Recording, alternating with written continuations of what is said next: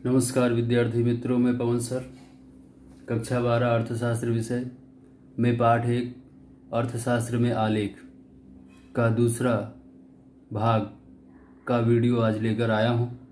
आप लोगों ने पहले भाग में देखा पाठ 1 अर्थशास्त्र में आलेख, जिसमें आकृति और आलेख की परिभाषा देखी आपने। मैं आप लोग को आकृति और आलेख की परिभाषा के साथ साथ आकृति और आलेख में अंतर भी समझा चुका हूँ।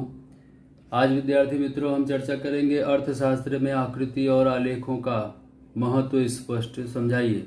महत्व को क्या करना है, समझाना है। तो विद्यार्थी मित्र, अर्थशास्त्र में आकृतियों एवं आलेखों का महत्व 6 है। 1, 2, 3, 4, 5, 6। नंबर 1 सरल और स्पष्ट। नंबर 2 तुलनात्मक अध्ययन। नंबर 3 समय और शक्ति की बचत। नंबर 4 परिवर्तन। नंबर 5 लंबे समय तक याद रखना। नंबर 6 कठिन सिद्धांत। इस तरह से आप लिखकर समझकर याद कर सकते हैं। आपको याद करने में सरलता होगी। कोई भी प्रश्न उत्तर याद करने से पहले आप उसे पहले लिख लीजिए, उसके मुद्दे, उसकी परिभाषा इस तरह से क्या करिए, आप लिख लीजिए। लिखने से क्या होगा, आपको अच्छी तरह से याद हो पाएगा।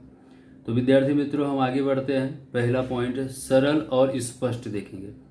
तो आकृति और आलेख के द्वारा अध्ययन क्या होता है विद्यार्थी मित्र, सरल और स्पष्ट बनता है। कैसे? कोई भी कठिन या अटपटा लगने वाला जो भी अर्थशास्त्र का सिद्धांत हो, जो भी अध्ययन हो, वो आकृति और आलेख के द्वारा क्या बन जाता है, सरल बन जाता है।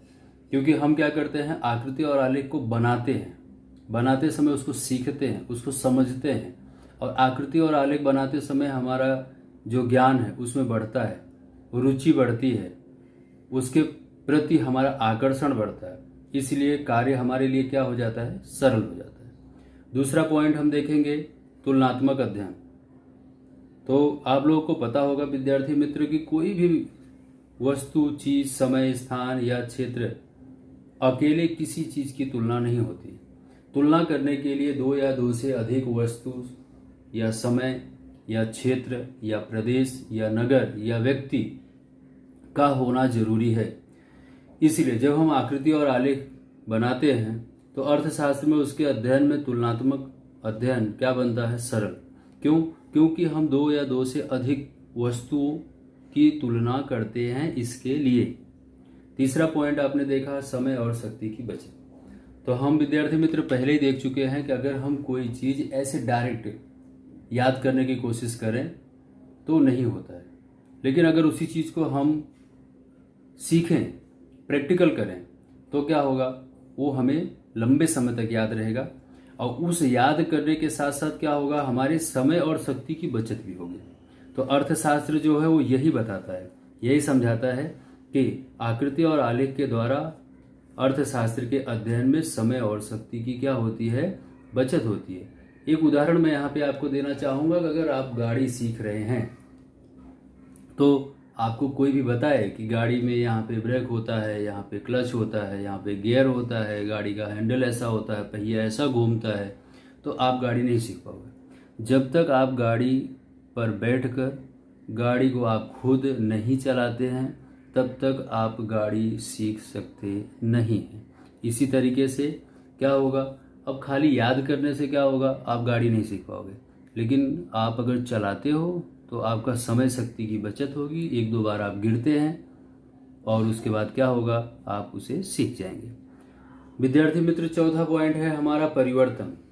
ठीक है, परिवर्तन संसार का नियम, और परिवर्तन होना जरूरी है। क्योंकि जब और जहाँ परिवर्तन नहीं होता है वहाँ विकास नहीं होता है।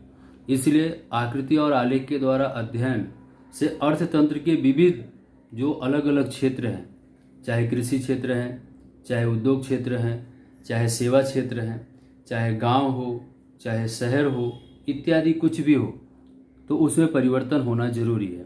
और इस तरह से परिवर्तन से ही व्यक्ति का विकास होगा, देश का विकास होगा, समाज का विकास होगा।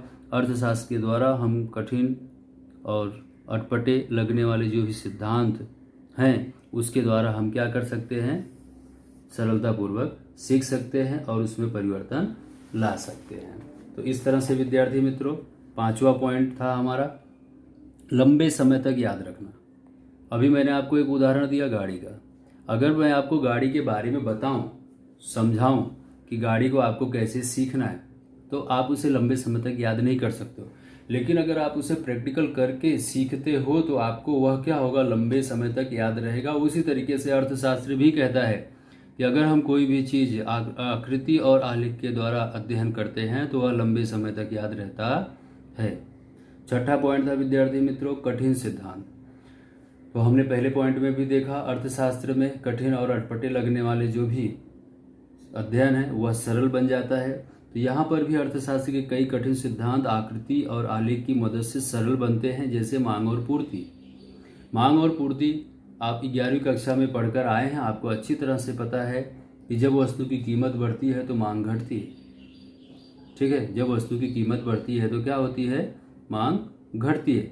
उसी तरीके से पूर्ति में क्या होता है कि जब उत्पादन बढ़ता है तो पूर्ति बढ़ती है। उत्पादन ही नहीं मार्केट में होगा, बाजार में होगा, खेत में होगा, तो पूर्ति बढ़ने वाली नहीं है। उस तरीके से पूर्ति का विस्तार और संकुचन भी हम देख चुके हैं। तो विद्यार्थी मित्रों, आज के वीडियो में बस इतना, खाली 6 पॉइंट समझाया मैंने, और मुझे आशा है कि आप लोग अच्छी तरह से इसे सुन के ध्यान से इसको पढ़ेंगे। इस तरह से आप इसे याद करेंगे। आने वाले समय में मैं आपके लिए अलग अलग और वीडियो लाता रहूँगा, और आप उसे देखें और मेरे YouTube चैनल पे सब्सक्राइब करें और लाइक करें। धन्यवाद।